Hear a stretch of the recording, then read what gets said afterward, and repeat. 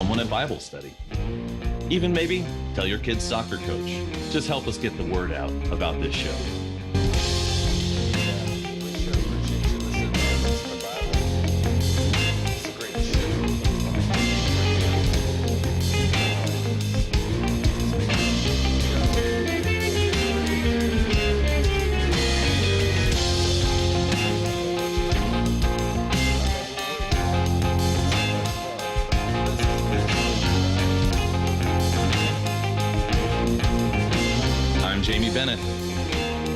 And I'm Joel Miller. And you've been listening to Bad Books of the Bible, a production of Ancient Faith Radio. Come back next week when the final Maccabee brother, Simon, takes command. It's going to be good. Boom.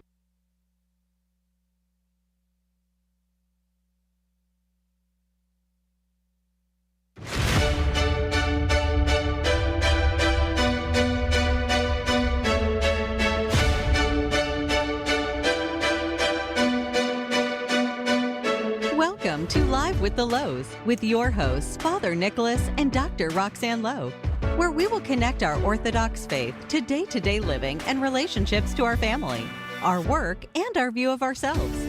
Father Nicholas is the priest at St. John the Divine Greek Orthodox Church in Jacksonville, and Dr. Roxanne is a licensed clinical psychologist who uses her extensive training in private practice. Questions are welcome by calling 855-237-2346. That's 855-237-2346. Here now is Father Nicholas and Dr. Roxanne.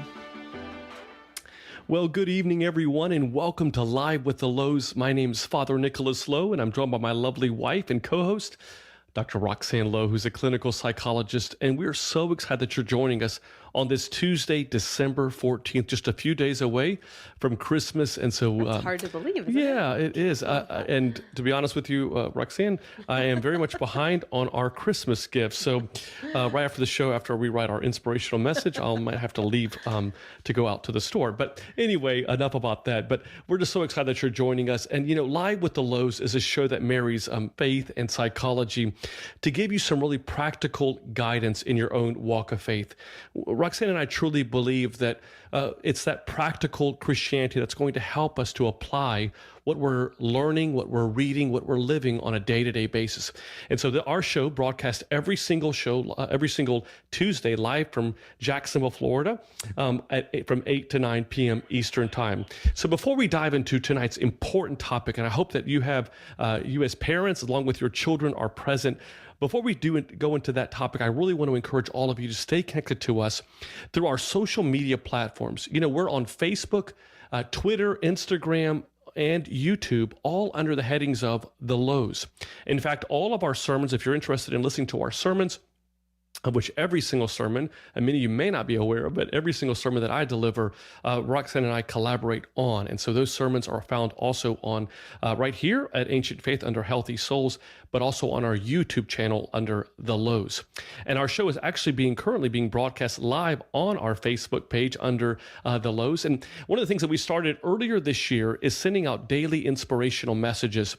Every single evening, Roxanne and I just sit down and we think of a topic that we want to kind of talk to all of you about, and we write this message that we hope encourages and inspires you. Right now, as you're listening to our show, we encourage you, if you are not receiving our daily inspirational messages, go to our website at thelows.com. That's Louhs, thelows.com. Click on that subscribe button and then simply put in your email address. And tomorrow morning when you wake up, and there's going to be a daily inspirational message from us. And if you love those messages, and we already have thousands of people that do receive them every day, which we're so excited about, do us a favor, help us to share Christ's light, share them with your friends and family, and invite them also to become part of our Lows family.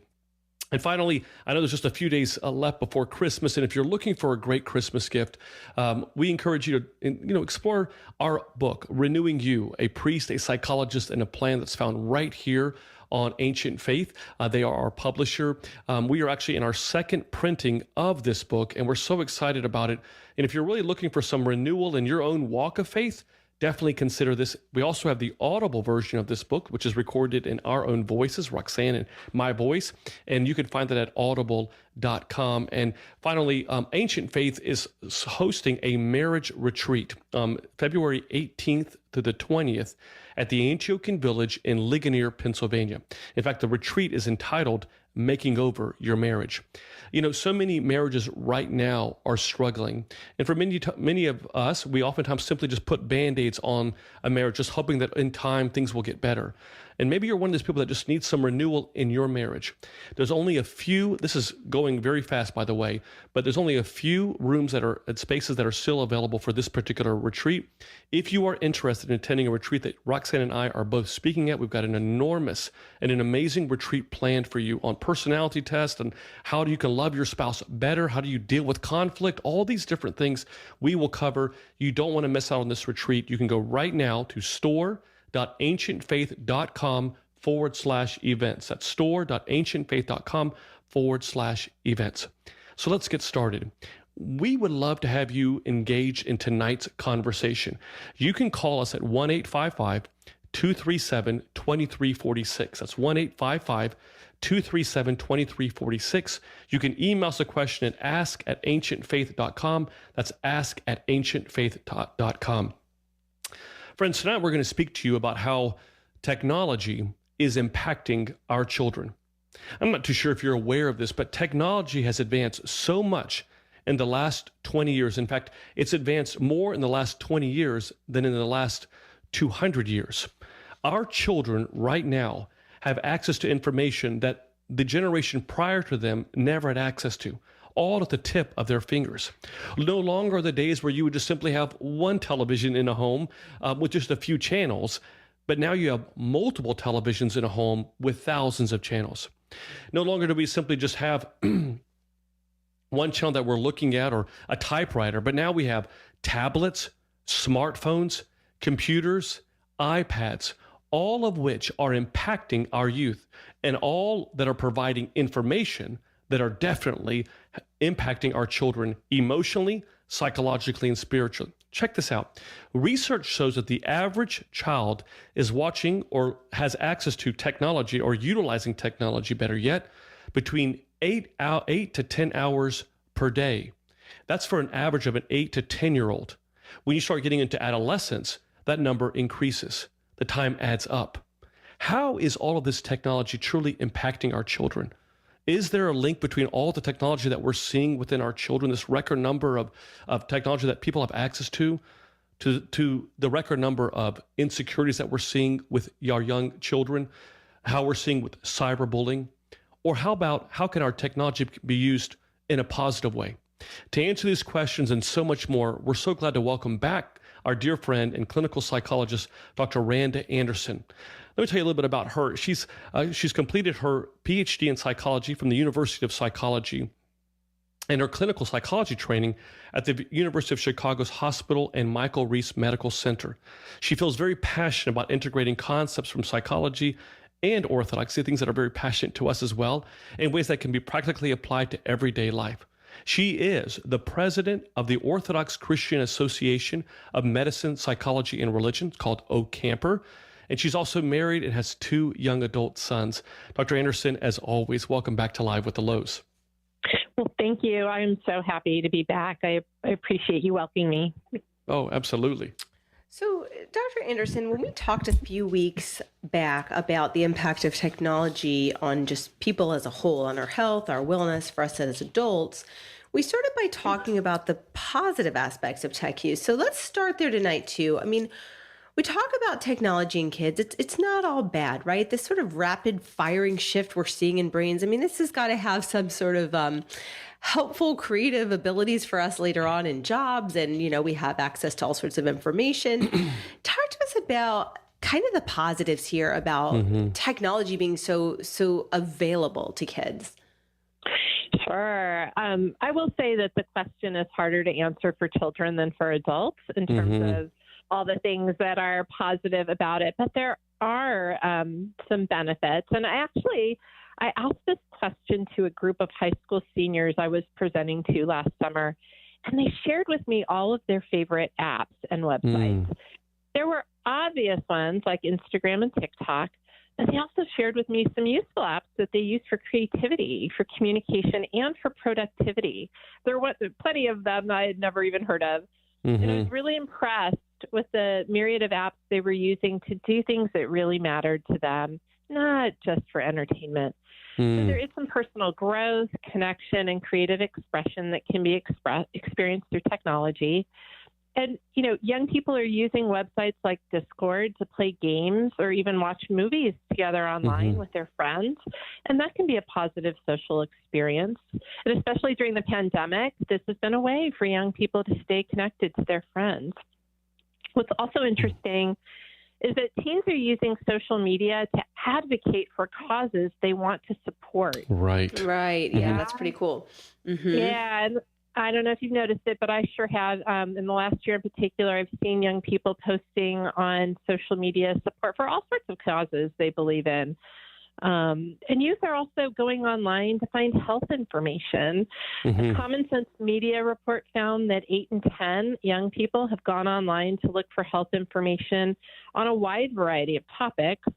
And nearly 7 in 10 have actually used mobile apps related to health issues for things like fitness, dealing with anxiety, stress, depression.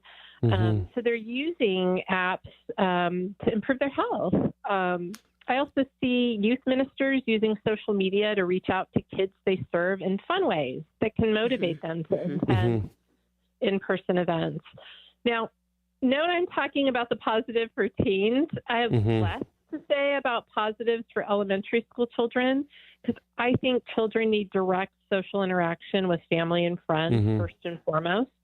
And I think good old-fashioned activities like Legos and board games and sports, music, all these are healthier activities for children than hours and hours with the iPad for a lot of reasons that we'll talk about tonight. Well, and I was just going to kind of build on that. So often, I think, Roxanne, we were at a restaurant, I think it was maybe about a month ago, and when we were watching the people, it seemed like every single person that was around that table was using their cell phones. They were just kind of texting and engaging. And, what are you seeing as far as, I know we recognize that we're seeing a lot of our youth and adolescents especially that are simply just communicating through text messaging. What can you kind of share with just the parents that are listening as well as the youth that may be tuning in as well?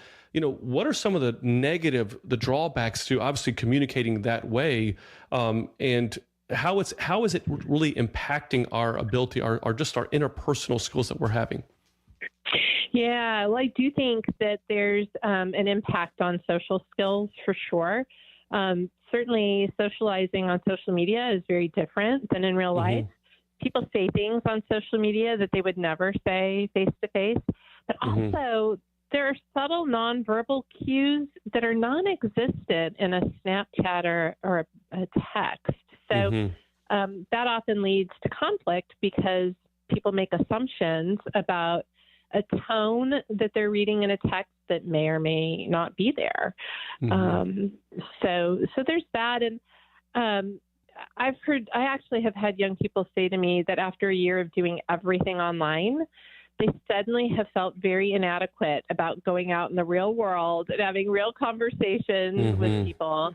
I actually had a college student tell me that he suddenly felt like his social skills were just stunted.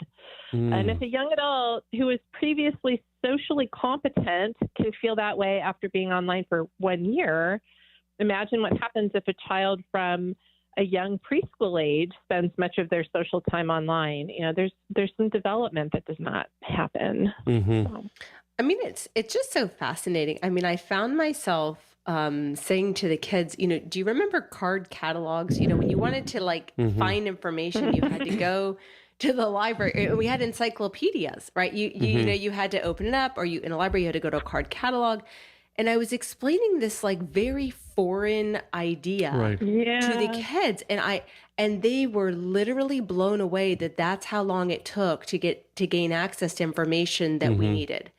And now, and I do see the plus and minus side, right? Because the other day we're riding on an airplane and there's a movie that's coming on, and I see my son's watching a movie, and I'm like, hey, how do you know that movie's appropriate? And he literally said, I just checked it out on Common Sense Media. I'm like, Great. hey, that's great. Like, thumbs up. This is great.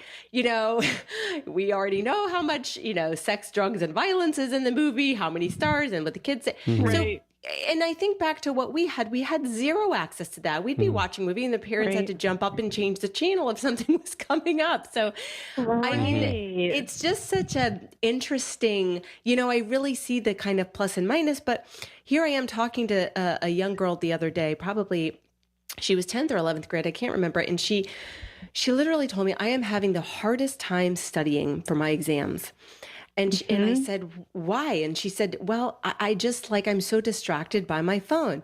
I said, what are you most distracted by? She says, well, you know, Snapchat and TikTok. Those are the two that I said, get on your phone right now. Tell me your screen time. It was about probably 2:30 in the afternoon. Get on your phone right now. Tell me your screen time. She was at 6.5 hours.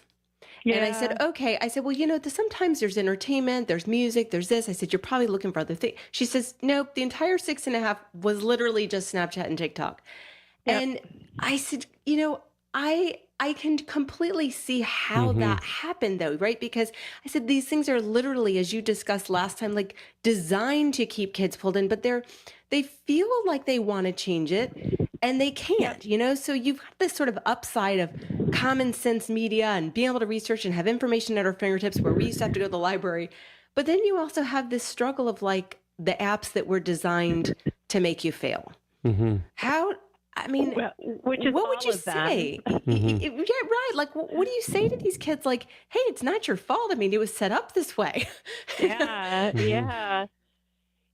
So that same group of high school seniors that I just mentioned, you know, recognized also that although they have all these apps that they use that are really great, they recognize as well that it's a problem. And they don't know how to fix it. And so we spent time talking about that. And the first thing I did, this was a presentation, obviously, by the way, at a camp. And the first thing I did was explain to them how our technology is designed to entice us, that millions upon millions of research dollars have gone into exactly how to make the app so that we will use it more. And they really are fighting an uphill battle. And I do think that empathy rather than judgment helps kids and teenagers and adults too recognize that it is problematic. It isn't all their fault. It's been designed that way, and that they're going to have to work at it to change the habit for sure.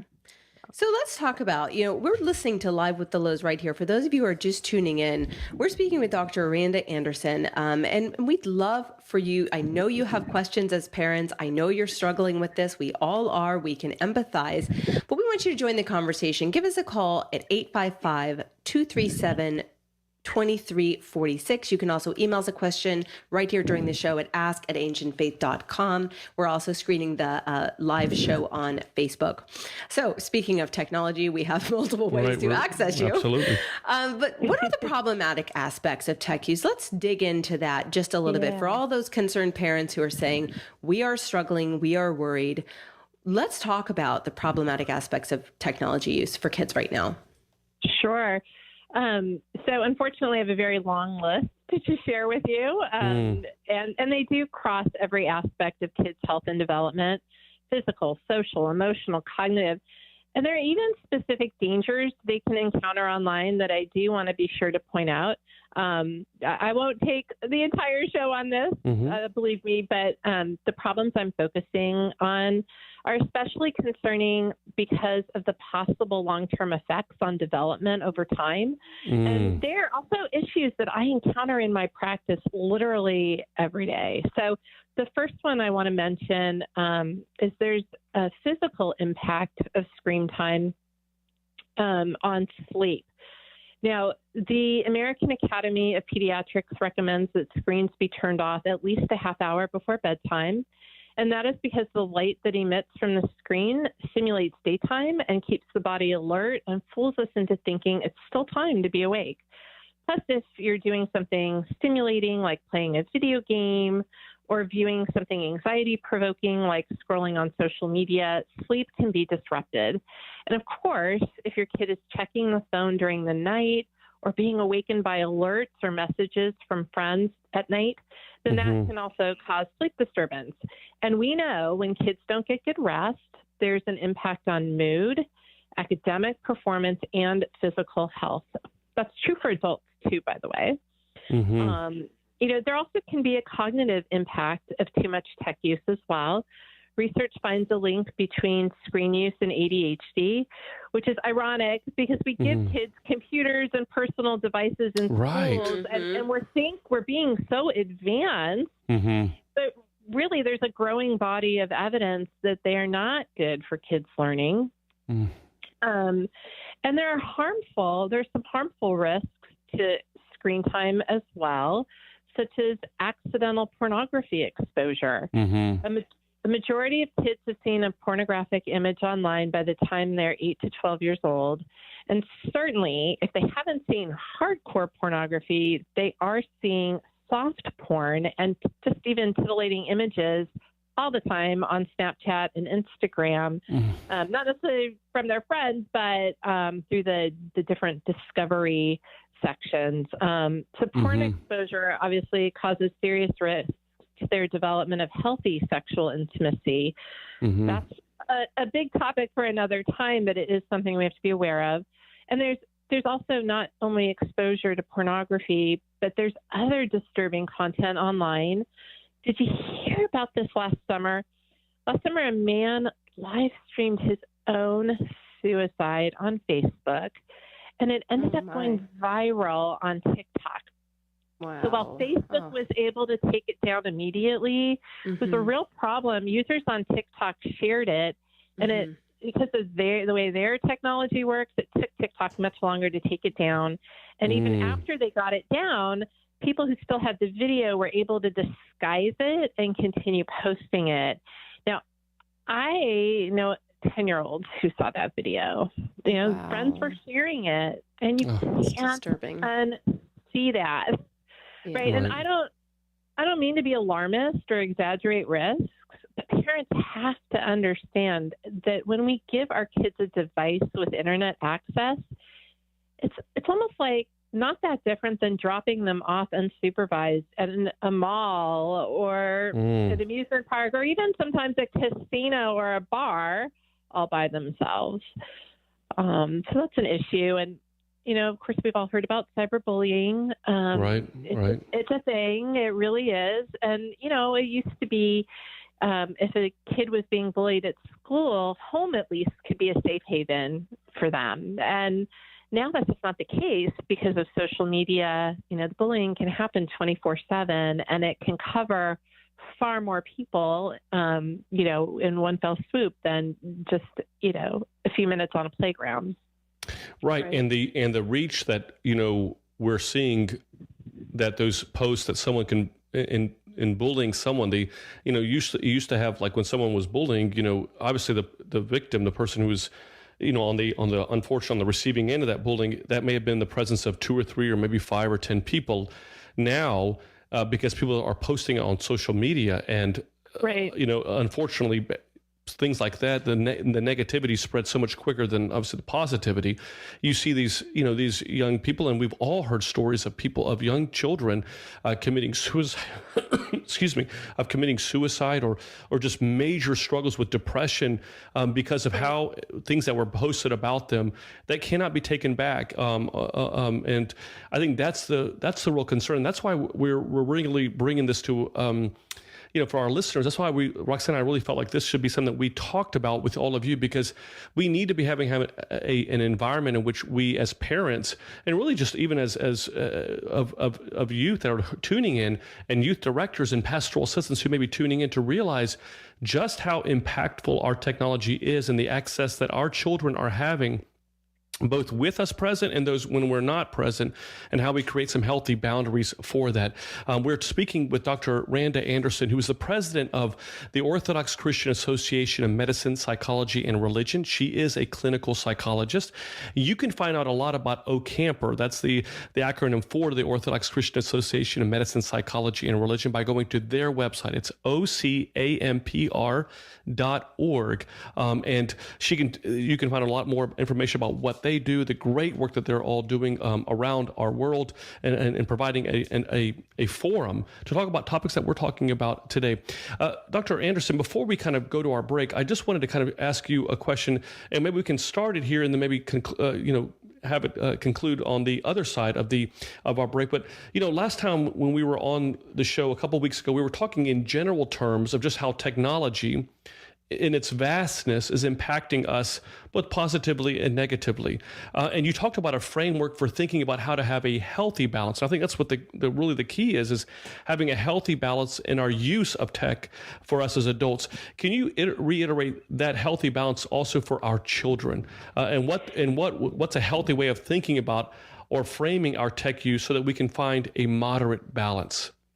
Yes, absolutely. I appreciate getting to reiterate what I said last time. So there's an analogy I like to share from Dr. Nicholas Carderis, who wrote a fantastic book for parents called Glow Kids. And he suggests that we think about our tech use as consuming either digital vegetables or digital candy, right? So some tech use is like eating candy. A little bit is fine, but too much will make you sick. So a bit of time with video games and social media is okay, but hours and hours online, and before you know it, it's like your kid has eaten the entire pound of M&Ms. Now, digital vegetables are productivity apps and educational tools. Using YouTube to learn how that's consuming a digital vegetable. Using Snapchat to organize a football game on a Saturday afternoon. That's great. My friends at Faith Tree Resources just told me about a prayer app they're launching early next year called The Encounter that will not be just a prayer book, but will allow groups of people, whole parishes or youth groups, to join in prayer together through the app. So I think that's like an entire buffet of vegetables. Go ahead. I was just saying, do you think that language, is it a digital vegetable or is it a digital I like that. It's one that kids can relate to, right? Because they know that vegetables are healthy. They know that candy is okay, but it's not great. And so I think putting it in those terms, it also puts it in a framework of health as opposed to good or bad. And I think when we demonize technology, it kind of shuts down the conversation with our kids. Right. I've had a lot of parents ask, if you're referring to digital candy, digital vegetables, what would be the appropriate amount of time to say, hey, if you're checking your screen time, this is the amount you should spend on the candy? What would you say? Like specifically how many minutes? Yeah, that's usually the biggest question I get. Well, before I would give a number, I would want to know what else are they doing with their time, right? And so if it's an hour of downtime in the evening, that's fine. But I hear, I'm sure you do too, about kids who are spending basically all day Saturday online. That's not such a good idea. So I think you have to look at how they're spending their day and come up with a number together with your child. I wish I could say off the top of my head what the American Academy of Pediatrics recommends. They actually do have some numbers on their website. I can tell you it's not the 8 hours or the 6 hours you just told me about.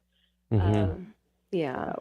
No, but that's a typical, right? If you ask most kids, check your screen. And I love to ask them that right there in the moment because it's just a real time, acknowledgement of where they actually are. And it's almost eye opening for them as well, because it's not something they're always keeping an eye on. How about right before the break, could you share with our listeners, when is it okay to give their kids a device? That's a question we get all the time too. Like at what age? Right.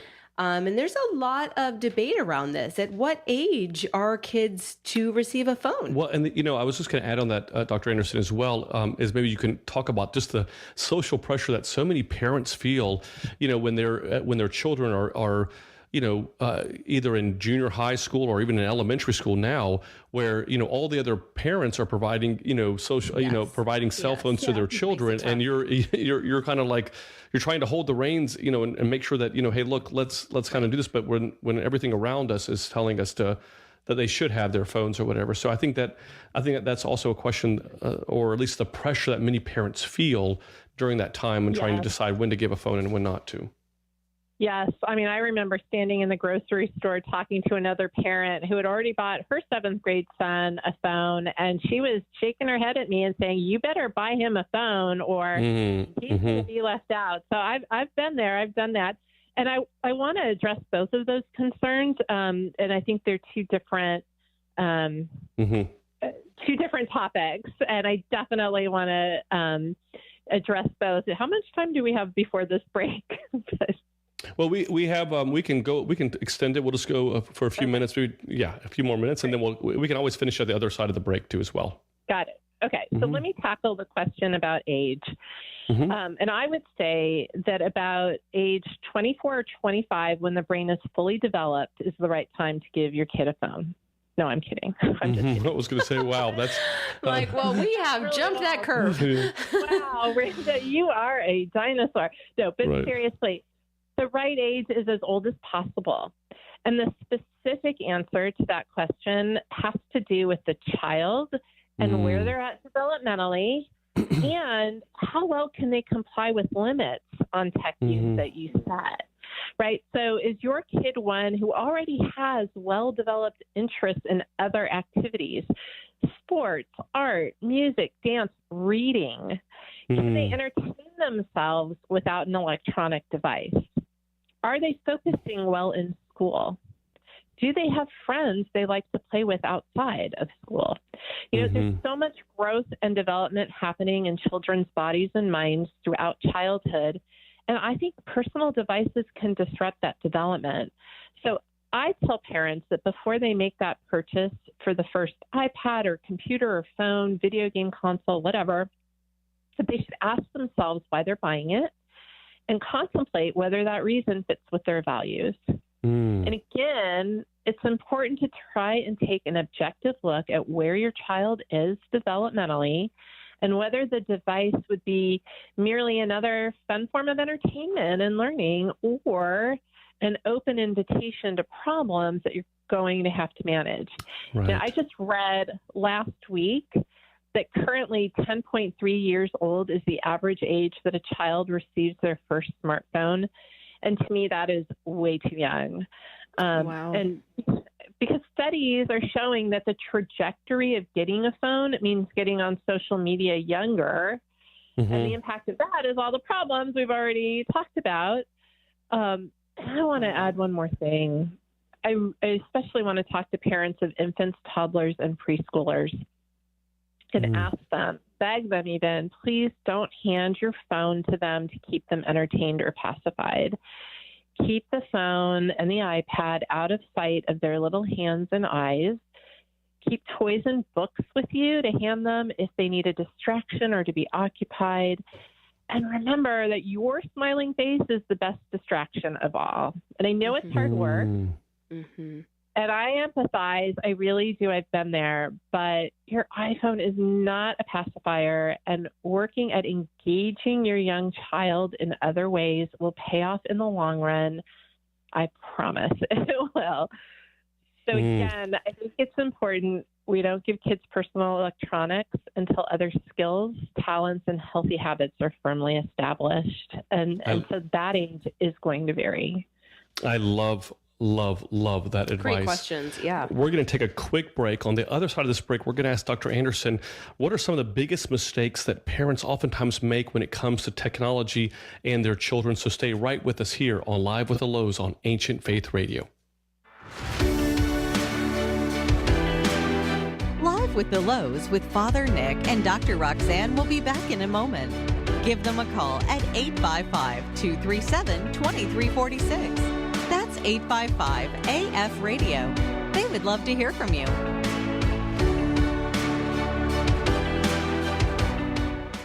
Are you struggling in your walk with Christ? Do you want to rediscover your reason for living, the person you were created to be? Renewing You, a priest, a psychologist, and a plan gives you the keys to unlock areas of your life that hold you back from fully experiencing the renewal and transformation God has in mind for you. Co-authored by a priest and a psychologist, Father Nicholas and Dr. Roxanne Lowe, Renewing You combines principles of spiritual growth with psychological tools to help you become your best self, fully connected with God's purpose for you.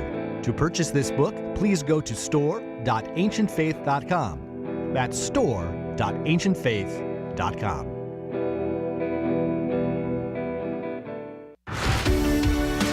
We're back with Live with the Lows and Father Nick and Dr. Roxanne. Do you have a question for the Lows? Call in now at 855-237-2346. That's 855-AF-RADIO. Here once again is Father Nick and Dr. Roxanne.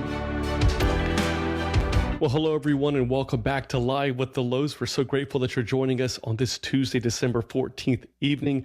Before we get back to speaking with Dr. Randa Anderson about this topic of how do we navigate our children through the technology that they're being flooded with every single day? How do we deal with that? How do we guide them in the right way? But before we get back to that topic, I do want to once again remind you that if you have not received our daily inspirational messages, we send these out every single day. Right now, while you're listening to us, just go to our website at thelows.com. That's LOUHS, thelows.com. Click on that subscribe button that you're going to see right there at the very top, and then simply put your email address. And there's no strings attached. All you have to do is put your email address in, and every single day, we'll give you a word of encouragement. It's just our way of kind of lifting you up and inspiring you in your own walk of faith. And as always, if you're looking for that last-minute Christmas gift, we ask that you just consider purchasing our book, Renewing You, a priest, a psychologist, and a plan. It basically takes 8 of the biggest topics that Roxanne and I see both as a psychologist and a priest, and tackles them from both a psychology and a faith perspective. And all of the proceeds, as many of you already know by now, all of the proceeds are going to outreach ministries. Last week or a couple of weeks ago, we sent out a check to the American Cancer Society, because both of our fathers lost their lives to cancer, and this is just a way that we hope and pray that we can do our part to helping to rid this world of this disease. So once again, tonight we're talking with Dr. Randa Anderson about how technology is impacting our youth. And we talked earlier in the very beginning part of the show about how our youth are spending almost 8 to 10 hours a day on technology. Dr. Anderson, as we're encouraging our listeners to call in if they have a question at 1-855-237-2346. Again, that's 1-855-237-2346. If you have a question for Dr. Anderson about just anything regarding to how we as parents navigate and guide our youth, please feel free to do so. But Dr. Anderson, I wanted to kind of get back to something that you were saying earlier. We're all about practical Christianity, as you know, and something I know that speaks also to your heart as well. For our parents that are listening, what are some specific practical tips that you can give them for helping their kids manage their own tech use? Great question, and I'm happy to share. I have quite a few ideas to share, actually. But I want to start by saying that as parents, we have to model appropriate usage. So I hear from kids all the time that their parents set limits on their use, but they don't do that for themselves.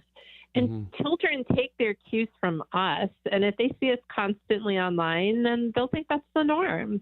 Right. Furthermore, there's actually a growing body of research on how parental screen use impacts children. And the results aren't pretty and associate excessive screen use of the parent with childhood depression and feelings of neglect, among other things.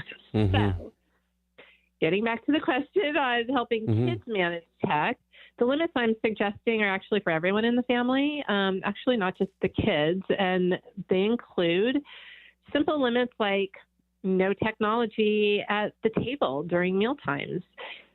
Set up a family tech zone in your home where all technology is docked and charged at night. Consider setting a 24-hour tech-free fast day in your home each week. Require password access to all social media accounts. Friend your kids on their social media accounts.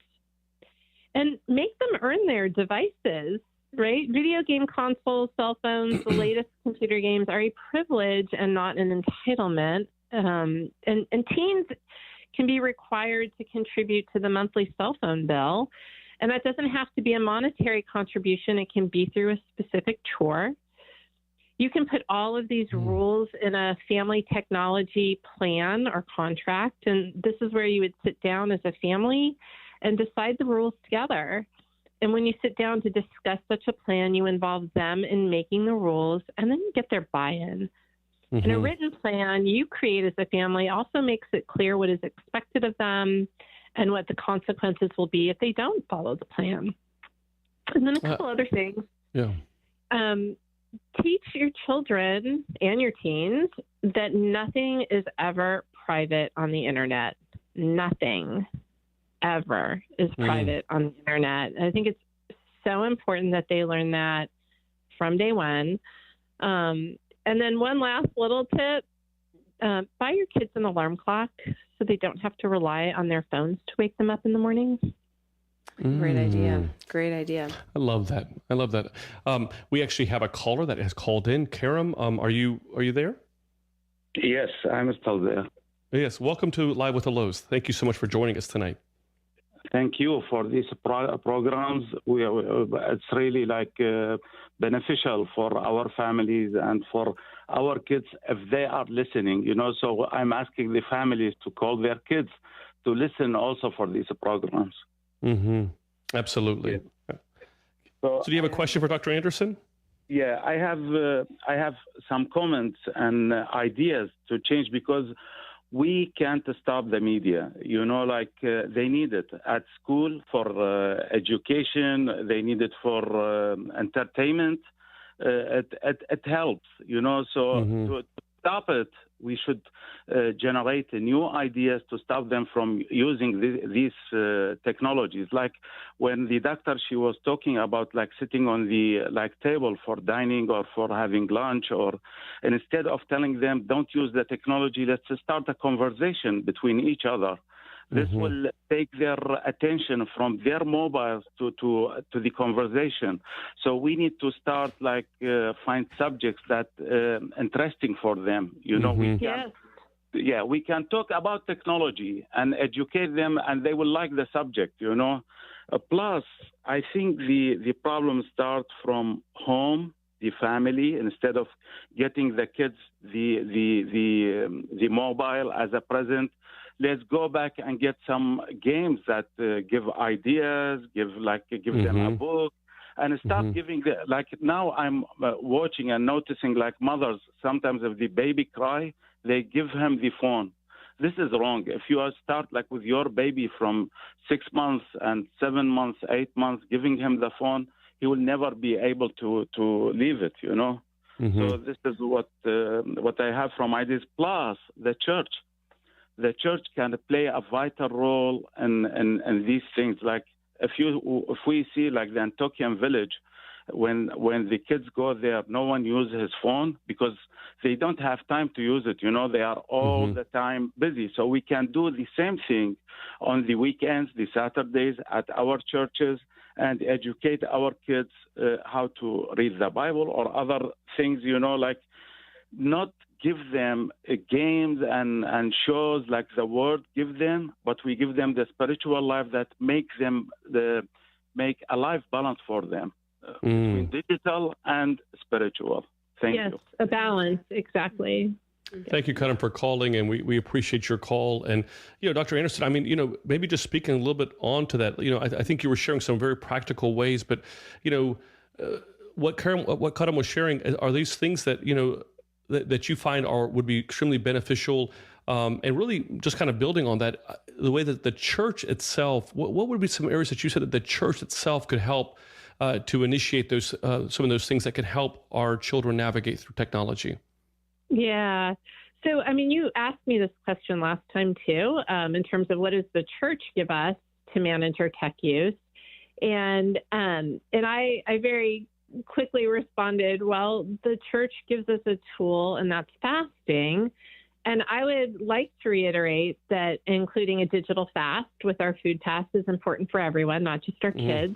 But this time, I want to add to it. I also want to point out that really the church gives us literally everything we need to manage our tech use. And it's not just fasting. If we're raising our kids in the fullness of the faith, then we have prayer, we have almsgiving, we have repentance, we have scripture, we have worship. We literally have everything to lean on for living a healthy life and managing our tech use. And think about it. If your kids are in liturgy every week, then that's at least 2 hours of peace where everyone unplugs from our devices and plugs into Christ and his church. I mean, I love this sort of notion of, really engaging and giving a lot of other activities. I mean, I even see something in the Facebook feed here about, and this is a kid actually writing in, there's nothing else to do. Sometimes it's too hot outside, it's too cold outside. Parents are working long hours, How do we solve this? I mean, this is, kind of mentioned some important things. I mean, we do need to be starting the conversation or handing them a book or, what would we do before the phone, before 2007? What did we do? And that takes some creativity, like thinking back. We would have started the conversation, you would have let your mind just wander. And that is often how conversations develop. You think of something rather than search for something, right? And the mind kind of takes on its sort of own meaning and own space. And I feel like that's where sort of more organic conversation is born, through two people just walking together or talking together or handing someone a book. And then you think about what you just read and wow, that just brought up a whole bunch of other stuff. So what would you say to folks who are saying, or kids who are saying, I don't really feel like there's anything else to do? I appreciate that. And I'm so glad that young person made that comment because I think, as parents, we have to help our kids find their thing, whatever that is. And, especially now as we're, kids are, we had the last, year and a half online in a pandemic. And I'm not going to say the pandemic is over, but we are starting to do things again. And I think we have some habits to break. And the first thing I think you have to do to break the habit of all this technology is really explore with your child their interests and hobbies and start signing them up for activities again and help them find activities they enjoy and support those. If they're not going to play Fortnite for 10 hours, they need to replace it with something healthier. And I know a lot of times, kids will say, I don't want to, it's boring. But they really can find things that interest them. And we have to kind of all agree not to just, fall back on, okay, fine, watch a TV show or here's the iPad, go ahead and play Roblox. There really are wonderful things out there for all of us to do. I mean, I think one thing to remember too, and for all young people listening, listen, one of the issues that, that our brain really does work against this is, dopamine is what's responsible for making us want to do something, right? In anticipation of some gratifying result or some positive, pleasurable event, it's already being released at the thought of doing something that's going to bring gratification. Well, the phone, that quick, reward that we're getting every time we see a like or we get the information we want right away or, we're playing that video game.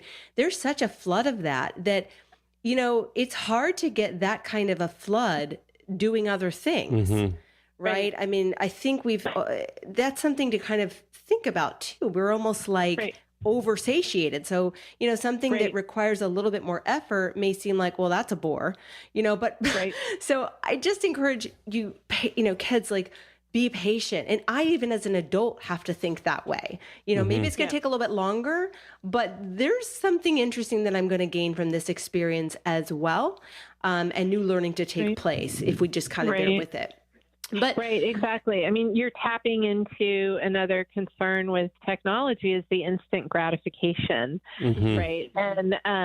And we know from studies that, you know, when kids, you know, fall for the instant gratification over time, it impacts their academic skills. You know, kids who can delay gratification do better in life. And, you know, there's all kinds of data to back that up. So as parents, I'm going to reiterate what I said before, delay that technology use as long as possible, because if your kid develops an interest in art or music or sports or just loves to sit and play Legos for hours, let them get solid in those activities, and then it's a little easier for you to say, get off the iPad and go play Legos because they already like doing those things, right? So that's right. So what are the biggest mistakes, you know, the parents are making when it comes to technology and our youth? Yeah. So, well, there's two, and I already mentioned the one, which I think is giving the technology way too young. But the second, and I'm going to get pushback for this, so people, you know, send the angry email to me, not to the Lowe's, because I know that during the pandemic that this was a habit that developed, and that is allowing personal devices in the bedroom. And again, I know it was necessary during the pandemic because that was the quiet place for kids to be able to do online school. But I do believe that's a habit that has to be broken. And let me tell you why. So first, we know that when teens especially have a phone in their room, they tend to stay on it late at night and lose sleep and have poor quality sleep. 36% of teens say they check their phones during the middle of the night. And as I said earlier, poor sleep leads to a variety of problems, including depression. Second, obviously, devices in the room mean you can't monitor what they are doing.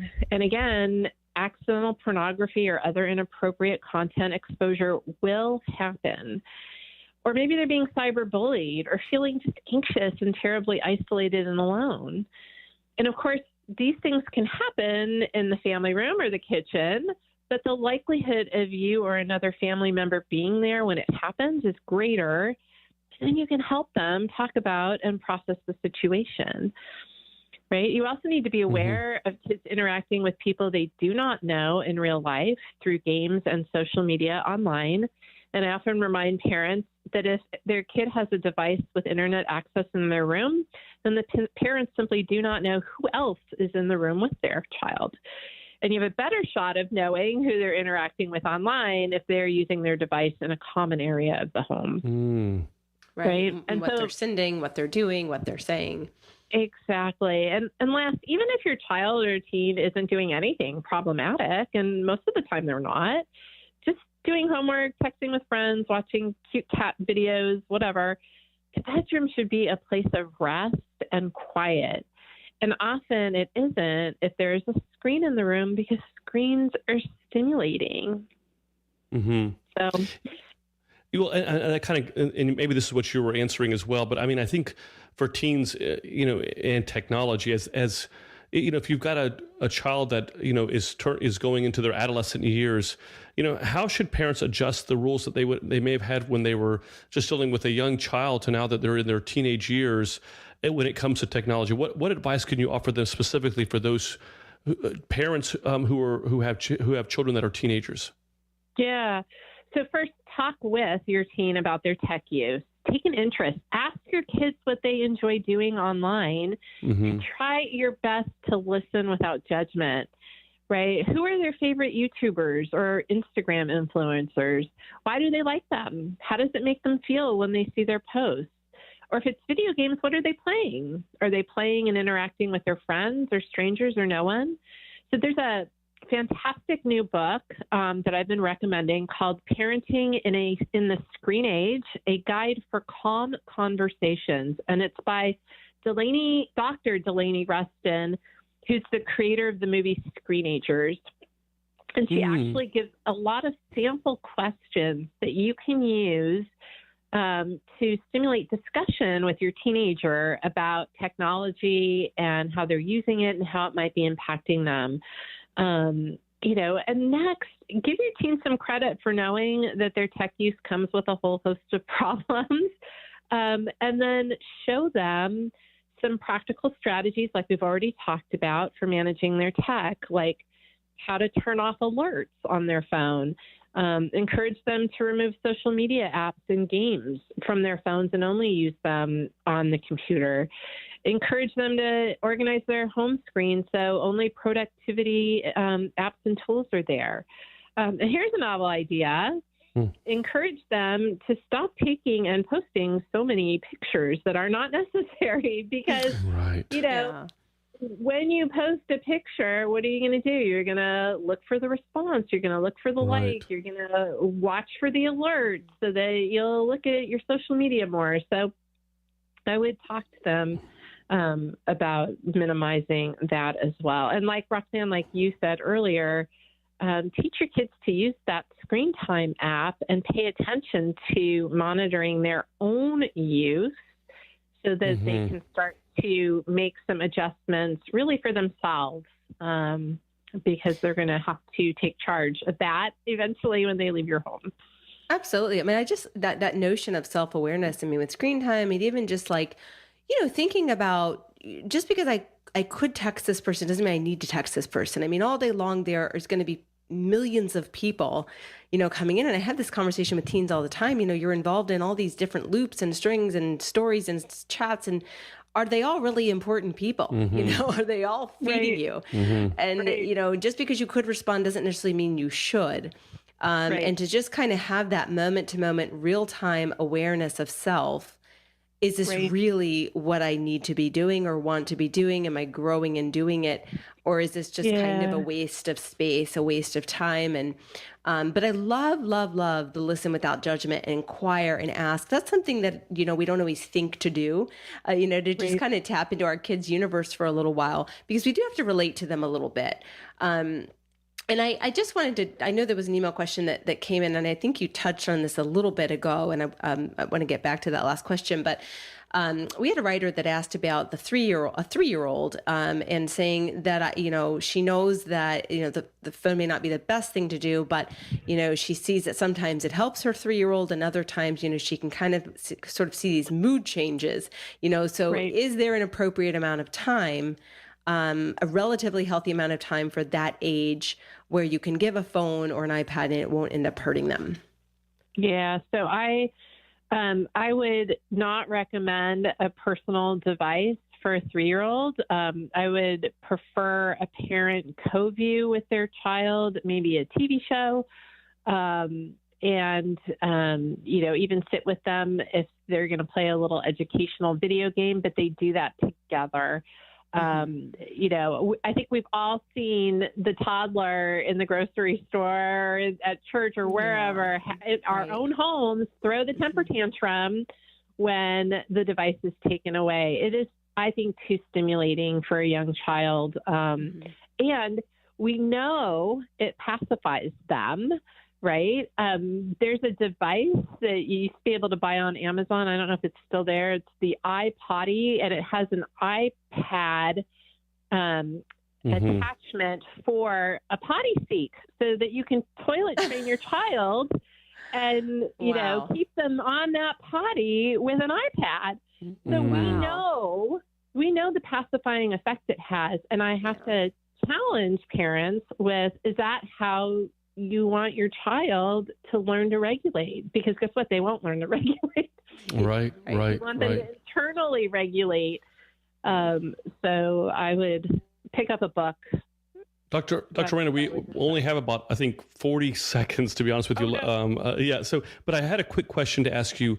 Snapchat, TikTok, thoughts on when you would allow your children, what is an appropriate age for those for children? Can we avoid it altogether? Can we avoid Snapchat altogether? Yeah, I wish we could. TikTok, it's entertainment. So, again, as late as possible. Snapchat is challenging because kids are using that instead of texting apps. So, once your kid is needing to communicate with their friends that way, or they will be left out, But again, delay as long as possible, and be aware and talk with your kid that Snapchat is not just for texting, but there is a discovery section in Snapchat. I alluded to it earlier. There's all kinds of softcore porn in that, and so it's basically like magazine covers that are embedded in the app, and kids can scroll through that. There's no way to put parental controls there. So if they're gonna use it, you need to start talking to your kids about good pictures, bad pictures, and the impact of pornography on health. That's my opinion. Dr. Anderson, I know I rushed on that, but I thank you so much for joining us tonight. We are up against our next show that's here. Show. But we thank you as always for being part of our show. Your words are so great and encouragement as well. I do want to once again remind all of you that if you are not receiving our daily inspirational messages, do so by going to our website at thelows.com, LOUHS.com, and click on that subscribe button. You can find out more about the great work that Dr. Randa Anderson is doing with Ocamper by going to their website at Ocamper, OCAMPR.org. And we want to thank Matushka Trudy for once again producing our great show tonight. If you've enjoyed our show, please tell your friends about our show and join us next Tuesday for another exciting show of Live with the Lows that you don't want to miss. God bless you all and stay strong in your walk of faith. Father Nick and Dr. Roxanne are the authors of the book Renewing You, a priest, a psychologist, and a plan, which can be purchased at store.ancientfaith.com. Their daily inspirational messages can be found at thelows.com/subscribe. Be sure also to search for The Lows on Facebook, Twitter, Instagram, and YouTube. Live with the Lows is a listener-supported presentation of Ancient Faith Radio.